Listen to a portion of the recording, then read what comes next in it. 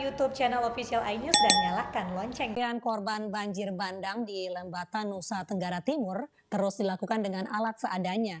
14 orang ditemukan dalam kondisi meninggal dunia, sementara 42 orang masih dinyatakan hilang.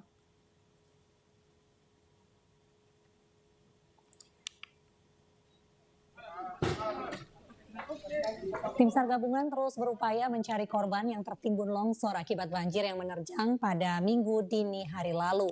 Dengan peralatan seadanya, 1 orang korban meninggal dunia dievakuasi dari dalam reruntuhan dan teridentifikasi bernama Antonius Asan. Menurut keterangan keluarga, di dalam rumah milik Antonius masih ada istrinya, seorang anak dan 2 kerabat lainnya.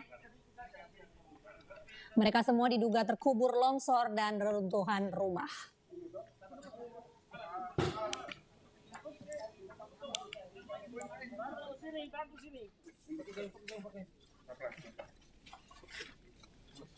Meninggal, jadi bukan hanya di kecamatan Ilape, Lembata Timur saja, termasuk dengan ada 12, ya. Nah, kemudian ada tambahan 1 lagi tadi, jadi 13, dan saat ini sudah diketemukan 1 yang sementara dalam penggalian. Jadi berarti sudah tahu pasti sudah 14. Sementara itu, ratusan rumah warga di Desa Waiburak, Kecamatan Adonara Timur juga hancur dihantam banjir bandang. Banjir juga memutus akses desa dan membuat ribuan warga di tempat kecamatan terisolir. Di Kecamatan Adona, 78 orang dinyatakan meninggal dunia dan puluhan lainnya masih hilang.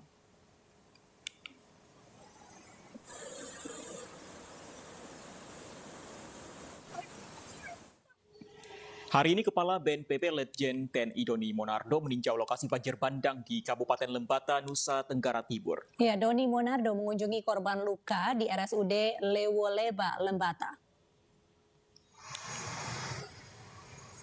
Kepala BNPB Letjen TNI Doni Monardo tiba di Bandara Wonopito di Kabupaten Lembata, NTT pagi tadi. Doni langsung meninjau dapur umum bagi para korban banjir bandang dan tanah longsor di Kelurahan Lewoleba. Setelahnya, Doni menuju RSUD Lewoleba untuk mengunjungi sejumlah korban luka akibat banjir bandang yang dirawat di sana.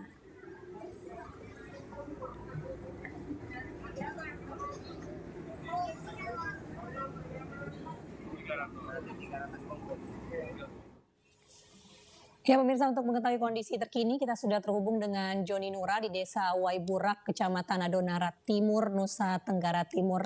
Ya, selamat siang Joni. Selamat siang, Nisa. Ya, Joni, bagaimana kondisi di sana saat ini? Baik, Nisa, dapat saya laporkan sekarang saya sedang berada di Kecamatan Adonara Timur, di mana terjadi banjir bandang yang terjadi pada hari Minggu dini hari. Sampai saat ini ada sejumlah jalan yang putus, sehingga masyarakat ada di 4 kecamatan terusir. Jumlah korban yang sudah ditemukan pada hari ini berjumlah 78 orang. Masih banyak korban yang masih dicari oleh tim SAR dan tim gabungan yang tergabung dengan pemerintah. Dapat saya laporkan juga bahwa pada saat ini juga tim evakuasi juga baru menemukan 1 jenazah lagi dan sedang dievakuasi menuju ke puskesmas. Oke, Joni, 78 orang ini keseluruhannya meninggal dunia? 78 warga itu dinyatakan meninggal dunia. Oke, proses pencarian apakah masih terkendala dengan sisa-sisa banjir di sana? Baik, Pak Aldi, dapat saya laporkan bahwa saat ini sudah ada 4 alat berat yang diturunkan oleh pemerintah Polres Timur untuk membantu warga untuk membersihkan puing-puing yang beruntuhan serta yang masih menutup warga yang tertimbun dalam longsor tersebut. Ya Joni, bantuan apakah sudah berdatangan? Lalu bantuan apa yang sangat dibutuhkan oleh warga? Baik, saat ini juga sudah ada Menteri Sosial yang turun langsung ke Adonara Timur membawa serta bantuan sembako.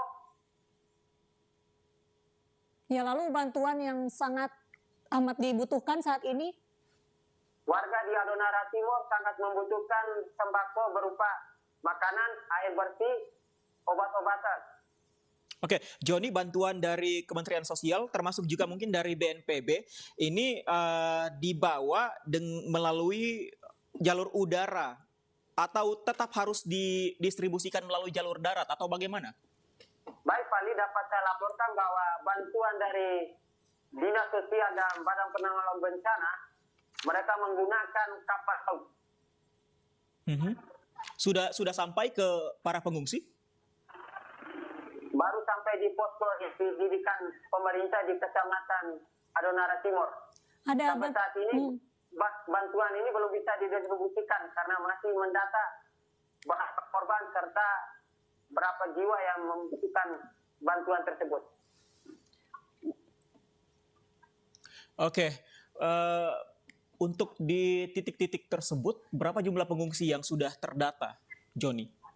Sampai saat ini dari Adonara Timur belum ada data yang pasti karena sampai saat ini juga pemerintah dan tim gabungan masih terus melakukan pencarian. Dan ada beberapa warga yang datang ke posko melaporkan bahwa keluarga mereka hilang sampai saat ini dan belum kembali ke rumah.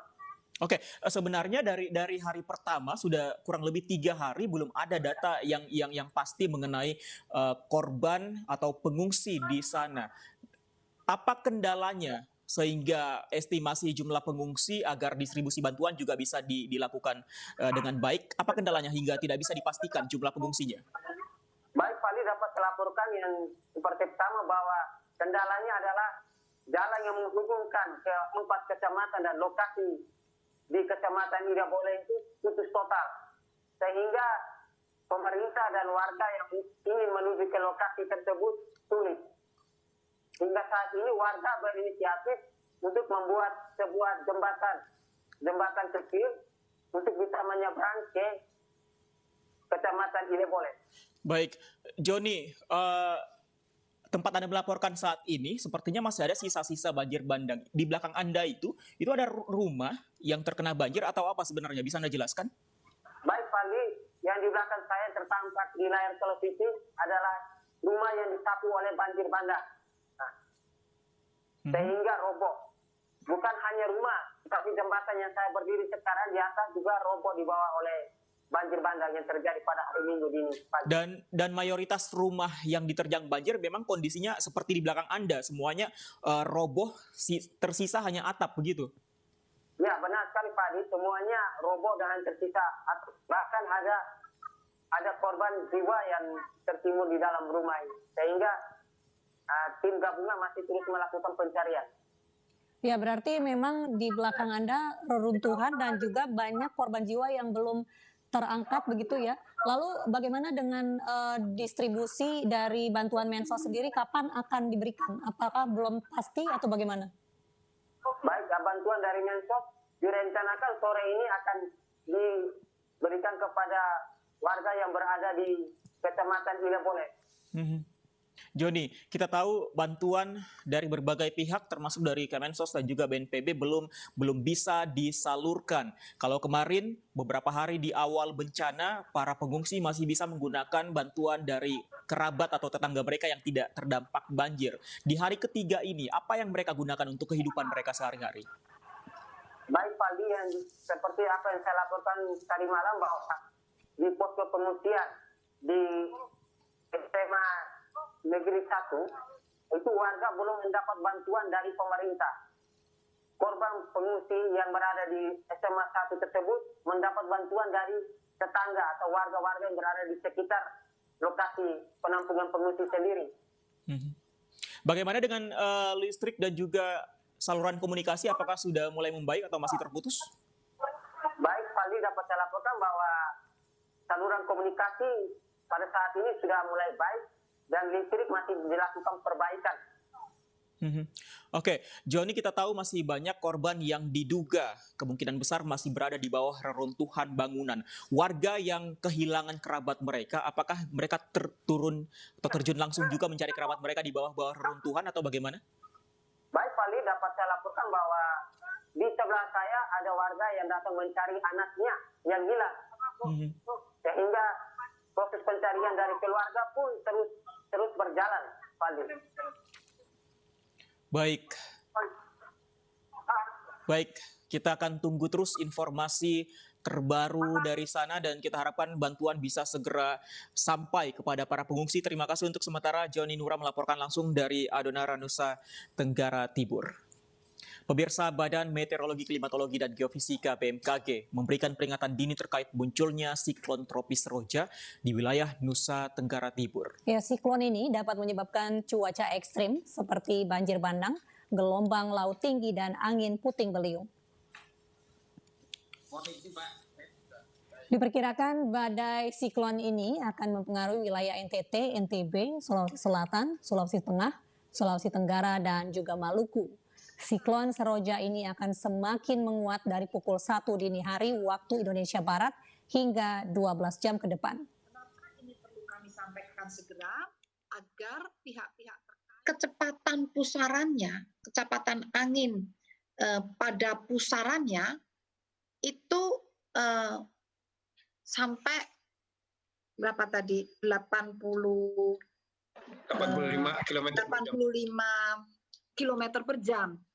Jadi bayangkan pusaran 85 km per jam itu kan sangat cepat, tapi dia meninggalkan Indonesianya itu lambat, bergerak untuk meninggalkan Indonesia itu lambat, sehingga dampaknya akan sangat terasa dan tidak pergi-pergi.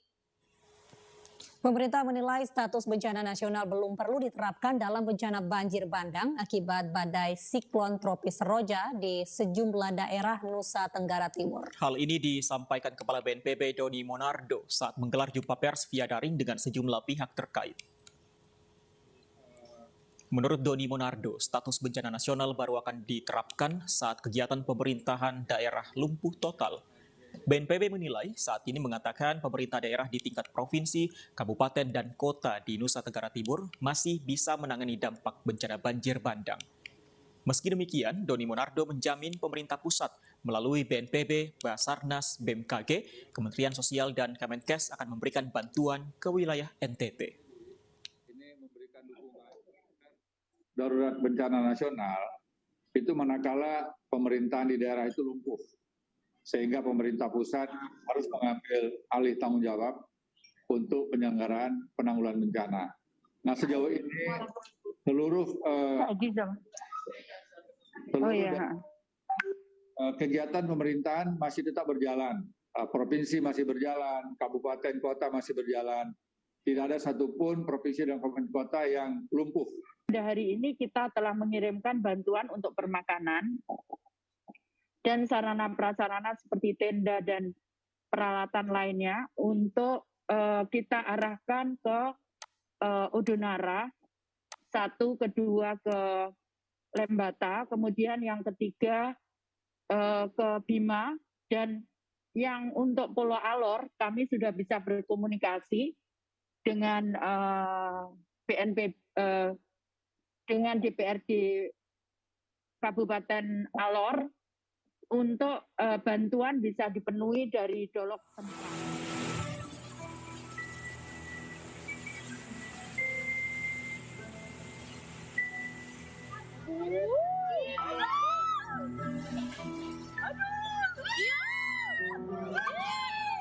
Badai Seroja yang melanda Nusa Tenggara Timur dalam 2 hari terakhir meluluh lantahkan sebagian besar Kupang.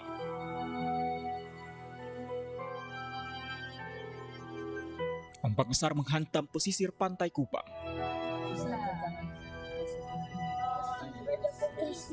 Tidak hanya di pesisir, badai Seroja juga menyapu pepohonan di jalan-jalan, bahkan meluluh lantahkan atap SPBU.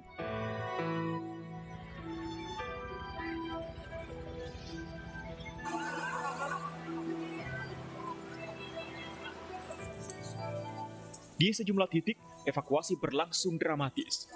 Para lansia dan balita harus berjuang menerjang banjir bersama petugas menuju lokasi yang lebih aman. 3 hari ini, bantuan belum bisa didistribusikan karena lokasi terdampak banjir masih sulit dilewati.